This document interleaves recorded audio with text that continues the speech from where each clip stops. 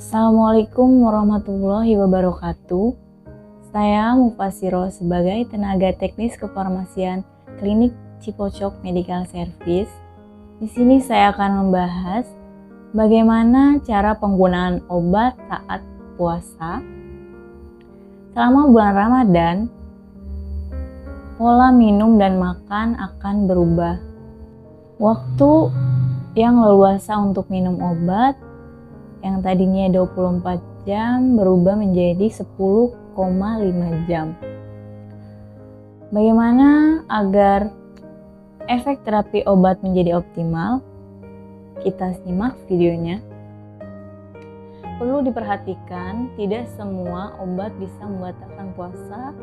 Contohnya itu obat yang diabsorpsi ke dalam kulit, contohnya seperti salep, krim, kemudian untuk tetes mata, penggunaan tetes mata, penggunaan tetes telinga, obat yang disuntikan ke dalam kulit, otot, kecuali obat yang disuntikan untuk pemberian makanan.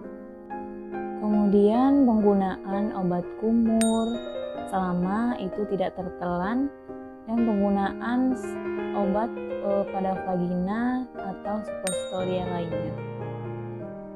Bagaimana untuk jadwal minum obat seperti 1 kali sehari atau 2 kali sehari? Pada jadwal minum obat 1 kali sehari itu tidak masalah saat puasa, karena bisa diminum pada saat sahur atau buka puasa. Untuk obat hipertensi sebaiknya diminum pada saat sahur, karena kecenderungan tekanan darah tinggi naik pada saat pagi hari. Dan untuk obat-obat kolesterol sebaiknya diminum pada malam hari, karena produksi kolesterol terjadi pada malam hari. Oke, untuk jadwal minum obat 2 kali sehari itu bisa digunakan pada saat buka puasa dan pada saat sahur. Dan bagaimana untuk jadwal minum obat 3 kali sehari, 4 kali sehari? Contohnya seperti captopril yang biasanya diminum 2-3 kali sehari, bisa diganti dengan 2 cara, yaitu mengganti obat dalam bentuk sediaan lepas lambat atau aksi yang panjang. Kemudian yang kedua bisa diganti dengan golongan yang sama, yaitu obat lisinopril yang digunakan pada 1 kali sehari, tetapi harus dengan izin dokter. Bagaimana dengan obat yang jadwalnya bisa 3 kali sehari? Kita bisa minum pada saat buka puasa jam 6, kemudian jam 11 malam, dan pada saat sahur jam 4 pagi. Bagaimana dengan obat yang diminum 4 kali sehari? Kita bisa minum pada saat berbuka puasa jam 6, kemudian jam 10, jam 10, kemudian jam 1 malam, dan jam 4 pagi pada saat sahur. Dan bagaimana obat yang digunakan sebelum makan dan sesudah makan? Untuk obat yang diminum sebelum makan, artinya dalam perut kosong. Jadi diminum sebelum makan 30 menit sebelum makan. Selanjutnya, untuk obat yang diminum sesudah makan itu artinya dalam keadaan perut terisi makanan. Jadi obat dikonsumsi sesudah makan besar kurang lebih 5-10 menit. Jika ada obat yang harus diminum tengah malam sesudah makan, perlu dapat diisi dengan makanan seperti roti atau sedikit nasi, kemudian baru minum obat. Oke, terima kasih. Itulah video dari saya. Semoga bermanfaat. Materi ini disampaikan dari Kementerian Kesehatan Republik Indonesia dan Tanya Apoteker Indonesia. Assalamualaikum warahmatullahi wabarakatuh.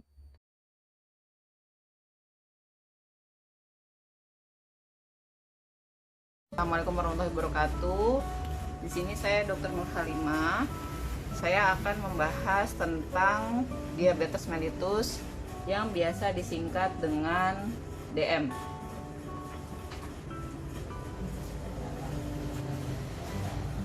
Apa yang dimaksud dengan diabetes mellitus atau DM? DM merupakan penyakit di mana kadar gula dalam darah tinggi. Kadar gula dalam darah tinggi. Sedangkan batasan kadar gula dalam darah normalnya ada 3 macam. Pertama, kadar gula darah puasa, yaitu kadar gula darah yang terjadi ketika puasa 8-10 jam dan nilainya harus kurang dari sama dengan 126 mg per desiliter. Nah, yang kedua adalah kadar gula darah 2 jam setelah makan, yaitu kadar gula yang diperiksakan tepat 2 jam setelah makan dengan nilai kurang dari sama dengan 200 mg per desiliter. Yang ketiga adalah gula darah sewaktu. Gula darah sewaktu adalah gula darah yang diperiksakan tanpa melihat kapan waktu makan terakhir dengan nilai normal kurang dari sama dengan 200 mg per desiliter.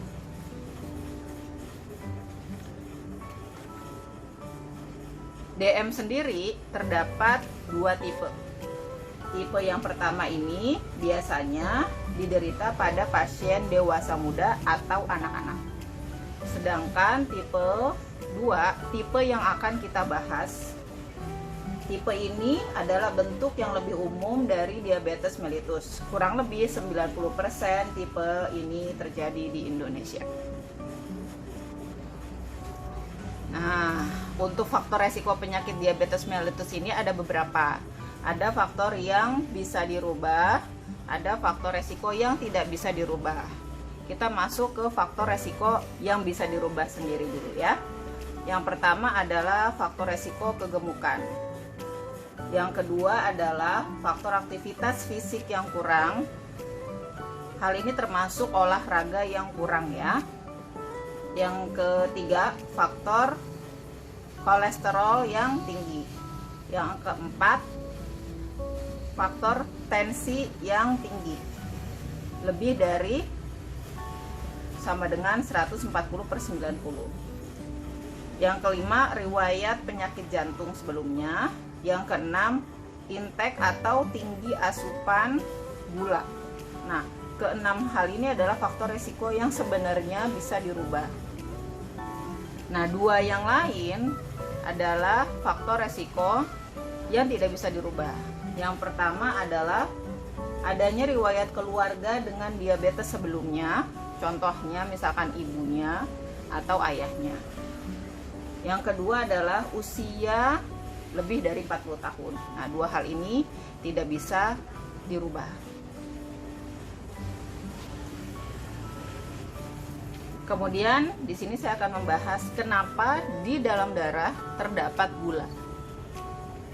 Organ-organ tubuh ini terdiri dari sel-sel kecil. Nah, sel ini membutuhkan energi untuk melangsungkan aktivitasnya. Nah, sumber energi yang dimaksud adalah gula. Gula yang dimaksud bukan hanya gula makanan manis, tapi bisa berasal dari makanan yang sehari-hari kita makan. Nah, ketika sel membutuhkan energi untuk melakukan aktivitasnya, di sini dia harus membutuhkan bantuan insulin. Jadi gula sendiri tidak bisa langsung masuk ke dalam sel-sel organ. Jadi harus ada bantuan dari insulin sendiri. Nah, jika diperumpamakan rumah ini adalah organ tubuh manusia, misalkan jantung, otot, otak, atau ginjal, rumah ini adalah organ tubuh, manusianya sendiri adalah gula. Nah, insulin ini adalah kunci untuk masuk ke dalam rumah. Jadi tidak bisa gula atau orang di sini masuk ke dalam rumah atau organ tubuh tanpa ada kuncinya. Kuncinya inilah insulin. Apa sih insulin itu sendiri? Kita bahas di sini ya. Hormon insulin sendiri dihasilkan oleh kelenjar pankreas. Jika kita umpamakan makanan yang kita makan sehari-hari ini akan diubah menjadi sumber energi, yaitu gula. Nah, pada orang normal, gula yang masuk ke dalam tubuh akan merespon pankreas untuk mengeluarkan insulin sesuai dengan asupan makanan yang masuk. Tetapi pada pasien diabetes mellitus, pankreas gagal untuk memproduksi insulin, atau produksi insulinnya sendiri ini sedikit, sehingga gula yang kita makan yang dihasilkan oleh makanan yang masuk ke dalam tubuh tidak bisa masuk ke dalam organ-organ atau sel-sel dikarenakan produksi insulinnya sendiri berkurang. Maka dari itu, kalau ini pembuluh darah, yang oranye ini adalah gula, yang kuning ini adalah insulin, pada pasien diabetes mellitus insulin produksinya menjadi sedikit sehingga gula tidak bisa masuk ke dalam organ-organ atau sel-sel untuk menjadi sumber energi. Itulah kenapa gula dalam darah pasien diabetes tinggi. Nah, kita akan membahas kemudian apa sih gejala dan tanda diabetes sendiri. Di sini sekarang saya akan membahas tanda dan gejala diabetes mellitus. Untuk gejala dan tanda penyakit diabetes mellitus ada beberapa, tetapi terdapat trias gejala khas atau 3 gejala khas pada pasien diabetes mellitus. Yang pertama adalah banyak makan. Karena sel tidak mendapatkan sumber energi, sehingga otak mengartikan hal ini sebagai rasa lapar terus-menerus, yang menjadikan pasien akhirnya banyak makan. Gejala yang kedua adalah banyak minum. Kenapa banyak minum? Karena terjadi kekentalan darah yang diakibatkan banyaknya gula darah yang ada di pembuluh darah pasien tersebut, sehingga otak berusaha menyeimbangkan kepekatan yang terjadi dalam darah dengan cara meningkatkan asupan cairan yang masuk ke dalam tubuh, sehingga pasien merasa haus dan akhirnya banyak minum. Namun manusia sendiri punya keterbatasan dalam menampung cairan yang masuk ke dalam tubuh, sehingga gejala yang ketiga, akhirnya pasien sering ke WC atau buang air kecil.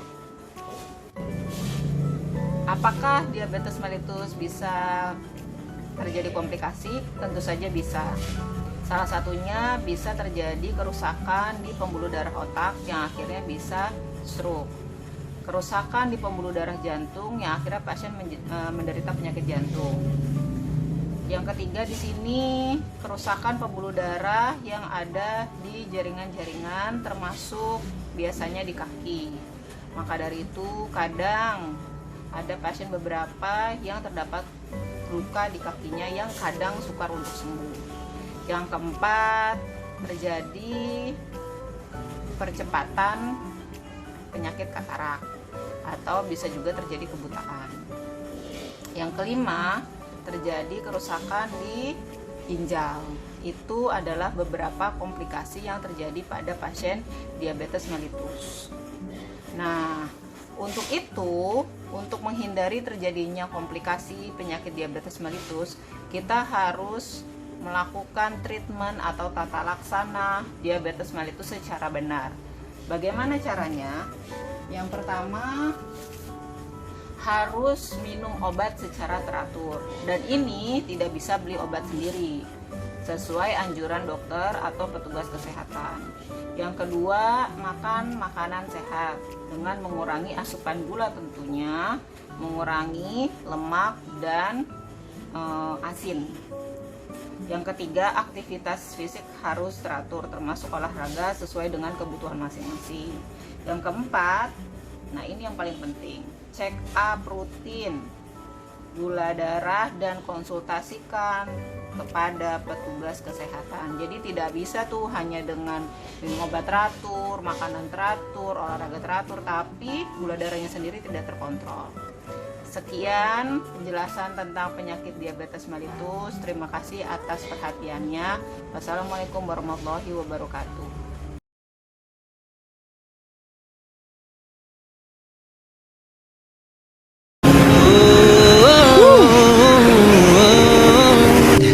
I want you to take me home, I'm falling. Love me long, I'm rolling. Losing control, body and soul. Mental for sure, I'm already yours. Won't you?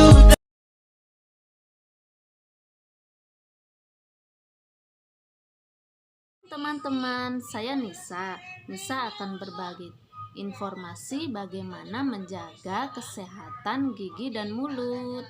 Waktu kita kecil, gigi susu akan tumbuh mulai dari usia 6 bulan sampai 3,5 tahun. Selanjutnya, gigi susu akan menjadi gigi permanen. Gigi sangat rentan terhadap karies.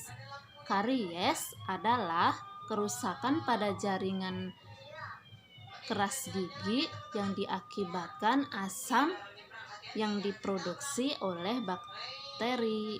Bakteri sangat menyukai makanan yang manis dan lengket seperti permen, coklat, es krim yang mengandung banyak gula merupakan favorit bakteri.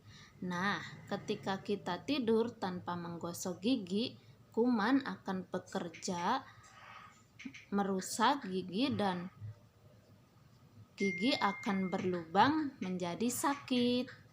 Dokter gigi memiliki tips bagaimana agar gigi menjadi tetap sehat dan kuat. Yang pertama, sikatlah gigi pada pagi hari setelah sarapan dan malam hari sebelum tidur. Yang kedua, kurangi makanan manis dan lengket. Dan yang terakhir, yang paling penting, rutinlah periksa ke dokter gigi 6 bulan sekali agar gigi kita sehat dan kuat. Terima kasih.